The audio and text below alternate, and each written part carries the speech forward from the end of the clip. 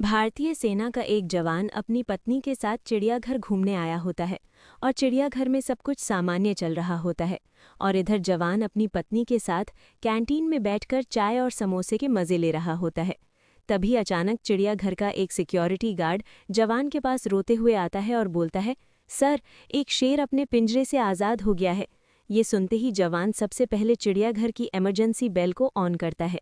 Emergency bell on होते ही सभी लोग घबराकर इधर उधर भागने लगते हैं। तभी जवान तुरंत माइक से चिल्लाकर बोलता है, इमरजेंसी इमरजेंसी, सभी लोग चिड़ियाघर की कैंटीन के अंदर जाओ। और फिर जवान चिड़ियाघर में आए सभी लोगों के साथ अपनी पत्नी को कैंटीन में बंद कर देता है। फिर जवान तुरंत उस शेर के पिंजरे की ओर भागता है तो जवान देखता है कि वो शेर एक मासूम बच्ची की ओर बढ़ रहा है। फिर जवान तुरंत उस शेर के सामने आकर खड़ा हो जाता है। तभी वो शेर अपने नुकीले पंजों से जवान के ऊपर हमला कर देता है।